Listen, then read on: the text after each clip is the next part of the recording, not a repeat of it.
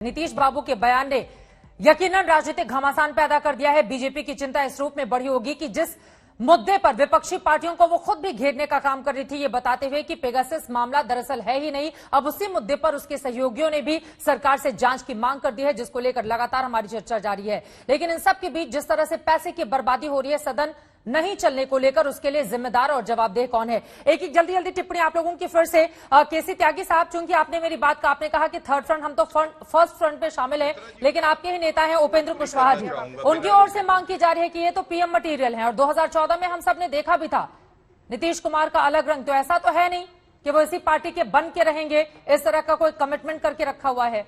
इतिहास तो कुछ और भी बताता है। एनडीए ने श्री नरेंद्र मोदी के नेतृत्व में चुनाव लड़ा है।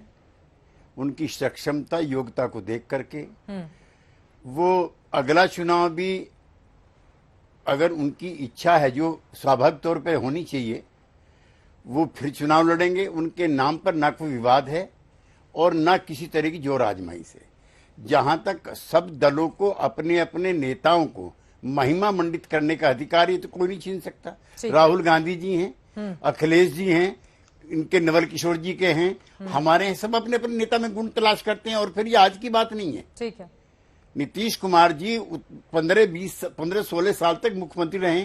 उनके सफल संचालन की आप लोगों ने कई तारीफ की, मैं तो आज तक के भी कई मंचों पे गया हूं। और उसको लेकर के जो भ्रम की स्थिति पैदा है, मैं उस पर बहुत क्लियर करना चाहता हूं कि मोदी जी जब तक हैं, जब तक चाहेंगे, उनकी भगवान उम्र भी लंबी करे और अवधि भी लंबी करे, कोई उनके मुकाबले में नहीं है। लेकिन निश्चित तौर पे योग्यता और अनुभव के आधार पर नीतीश कुमार एक अनुभवी नेता हैं और प्रधानमंत्री बनने के लिए जिस तरह के सलीके होने चाहिए उनमें भी मौजूद है। इसमें कोई विवाद क्यों? दावेदार हैं या फिर नहीं है? उन्होंने एक राज्य का सफल संचालन के लिए उनकी उम्मीदवारी है या फिर आपको लग रहा है कि नहीं, जब तक नरेंद्र मोदी है तब तक नीतीश कुमार नहीं है?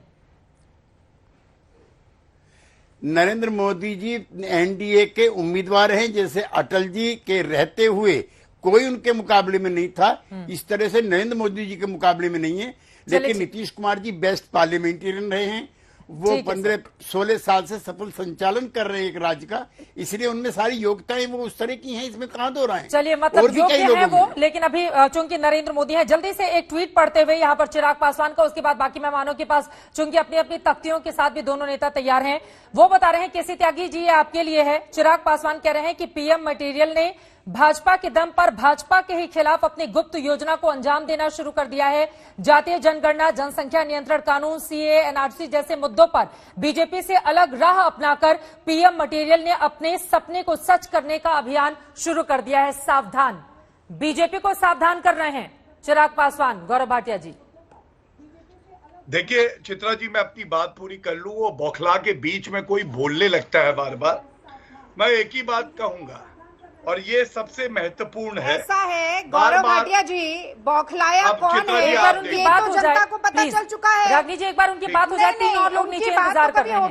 प्लीज प्लीज प्लीज जल्दी से एक बार उनकी बात हो जाए, फिर मैं फौरन लौट रही हूँ। गौरव जी, अपनी बात पूरी कीजिए। मैं ये भी दिखाना चाहती हूँ, कृपया इस पर जूम किया जाए। धन्यवाद। ये गौरव भाटिया जी जो झूठे भाटिया हैं, झूठे भाटिया जी, मैं तभी बोलूंगा। झूठे भाटिया जी का ट्वीट है जिसमें कह रहे हैं कि भारतीय जनता पार्टी भ्रष्टाचार का प्रतीक है। तस्वीर है, ये भारतीय जनता पार्टी को भ्रष्टाचार का प्रतीक बनाने वाले छुप के लगवाते हो राहुल गांधी।